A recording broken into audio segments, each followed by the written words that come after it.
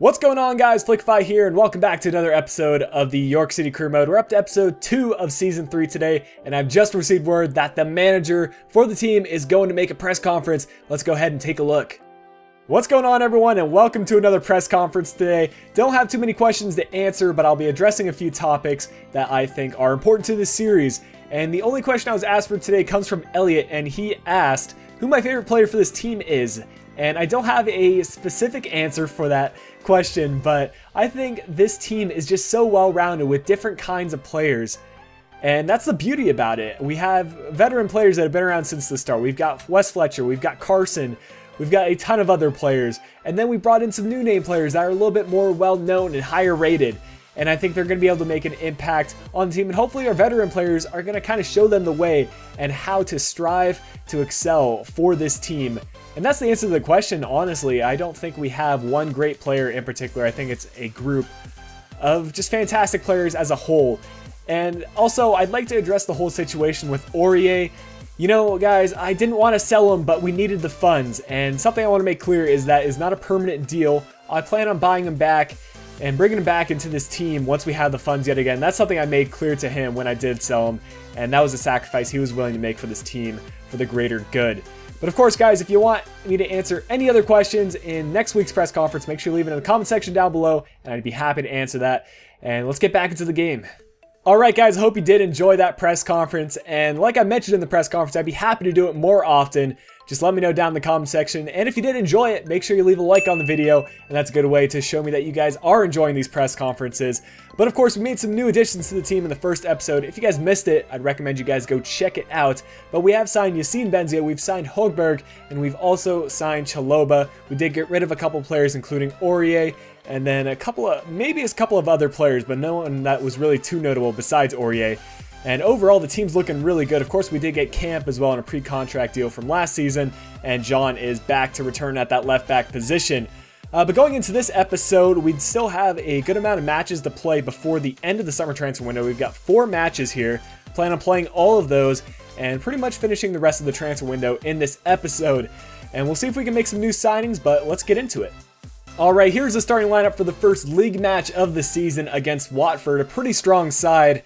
And a couple of my other crew mode saves, they've been promoted to the Premier League, showing that they are a pretty strong side. But this is the team, and I think we're going to have enough firepower to go ahead and beat Watford here. Oh, a red card for the Watford player. I think it was And a red card for the Watford player. It was McHugan doing a tackle, I think on Milanov. But there you can see he's going after the ball, but he ended up just getting Milanov. And Watford's down to 10 men, I think about 10 minutes into the game. Really not a good start for them in the first league match of the season. Oh, some good 1-2 action between Watford. And another great save from Camp right there. He's really kept us in the game, and Watford has not given up despite being a man down. They've probably created more chances than we have. Nathaniel Chalobah looking to low cross this one in. And finally, Yacine Benzia gets on the end of it. And I think that's his first goal of the season. Not the most spectacular of goals, but really an important one for us. 62 minutes into the game, we really had difficulty breaking down Watford, and finally, Yacine Benzia gets a goal for us. Good stuff there. No, Watford actually broke us down right there. Suddenly they've switched to a completely attacking play style. Must have been because they were a goal down, but suddenly they're able to tie things up. We're going to have to get another goal. Oh, Benzia with the steal. He's going to look for Morales on the opposite side. Can he poke it by? Yes, he can. Brunt's on the ball. He's going to send the cross. We just got to clear it. No. Get out of here, Watford. Not again. Camp gives up another goal. Where is our defense? They're just missing in action.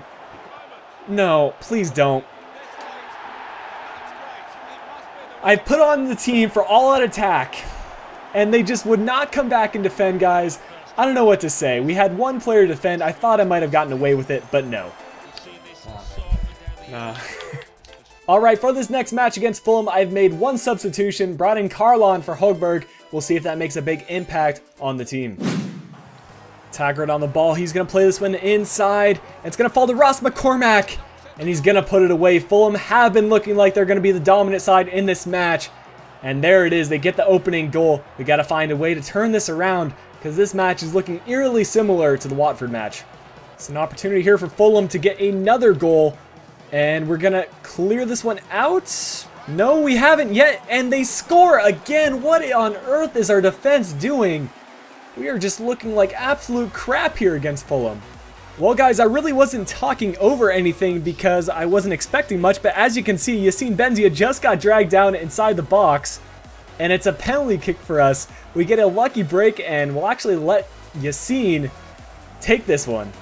All right, put it off to the right, Yassine. Do me a favor and score. There it is. We're back in this game. After conceding a couple times in the first half, things have looked a lot better in this second half. I've switched to more of a 4-2-3-1 kind of formation. We'll see if it pays off.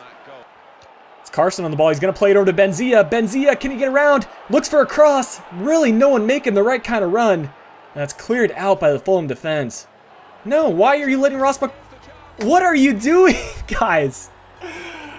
Oh, our team is just playing so dumb, and then Fulham capitalizes on every single opportunity. McCormack, of course, he's got great shooting, but that's the kind of build-up I never saw last season, and suddenly it's typical play for him. Let's just zoom in on the police officer. He's not happy. Well, after arguably playing two of the better teams in the championship, I've now realized that we need to make some new signings. This team is just not enough to compete with the best teams in the championship this season. If we do want to get promoted, then we're going to have to make some new signings. In order to include the Capital One Cup match in this episode, I decided to sim this match against MK Dons, and luckily we managed to pick up a victory. Wes Fletcher picking up his hat trick, and the old player that we can rely on really has been Wes Fletcher as he continues to score goals for us. For our match in the Capital One Cup against the Wolves, this is the starting lineup we're going to bring out. Really not much of a rotation on our starting 11, and luckily we haven't had fitness issues yet. Oh, this is some good build-up by Wolves, and they're going to get it by the keeper there. Really, I got to improve on my defense. I'm just overcommitting on some other players, and that just leaves players wide open and easy finishes like that. No way. Oh my goodness, we just cannot defend. I didn't even overcommit right there. But Wolverhampton gets it by our defense, guys. I don't know whether I'm just playing poorly or it's just bad luck for me, but we got to find a way to switch things around. And again, here it is. This is a great opportunity. Carson just has to put it away. Finally, we get a break right there on the counterattack. A mistake by Wolverhampton leads to a goal. That's a little bit of momentum for us. Hopefully, we can get a couple of goals now. This is a good build-up by Wolves, and they're going to sneak it by on the near post. Ah, man, I think this is just bad luck because I don't feel like I'm defending poorly. You can see here, he gets by one defender. Just completely fair, but that's the kind of save that Camp needs to make. Well, guys, this has been one of the poorest starts of the season I've ever had, and we've just been completely outclassed in every single match. However, I do think we're going to be able to add one more player before the end of this episode. Hopefully, that's going to boost things up for us a little bit. Guys, this is a huge offer here from Barcelona for our new youth player, Carlon, and to be completely honest, he's not the kind of player that I think is going to be spectacular when he actually plays in game. So what I'm going to do is I'm going to counter with 5 million. If Barcelona do accept that offer, that's going to open up so many possibilities for me to bring in a new target here on transfer deadline day. And Barcelona have accepted the 5 million counter offer. That means I got to start looking for a new player to replace him. In a scramble to sign a couple of players to replace Carline, I've decided to inquire about Jordan Ibe. It looks like he's playing now for Derby County, and they've accepted a 750,000 sterling offer for him, which is incredibly cheap. We just have to sort out this contract negotiations. Hopefully he joins the team, and we'll give him the crucial first-team player role. I think he might replace Forveg on that left-hand side. Alright guys, great news. Jordan Ibe has accepted our contract offer, which means he's going to be added to the team. That's going to give us a lot more pace on that left-hand side. Arsenal have also accepted a deal for Hector Bellerin. This is going to be a huge signing for us, and he's going to be our right back for years to come, and he is so cheap on the wages, and 325,000 is just such a steal. We're going to give him the important first-team player, and hopefully he does accept. And there is the confirmation, guys. Hector Bellerin has accepted our contract deal. Let's take a look at our new signings. Alright, Jordan Ibe is only 70 rated, but if you take a look at his stats, he is just immense in the physical department. He's got a lot of pace on him, and some pretty good dribbling as well. Only 3-star skill moves, but I have a feeling he's going to also be able to play striker for us if need be. And then a switch over to Hector Bellerin, only 64 rated, but he's got a load of potential, guys. He's got great stats, already great physical stats, and he's going to be a fantastic right back for us. But guys, that's going to bring an end to the episode today. I hope you have enjoyed it. If you did and are looking forward to future episodes, let me know down in the comment section below. And of course, leave a like on this video. Subscribe if you're new around here. And until next episode, this has been Flickify. I'll be talking to y'all again soon. Hey, what's going on, guys? Flickify here, and today I've got a couple of other YouTubers. We're going to be doing a collaboration on a variation of Heads Up FIFA. We're going to be doing it Career Mode Edition, and we'll get into the rules a little bit later. But today I've got with me Guardy FIFA. You want to say hi? Hey guys, Sam here.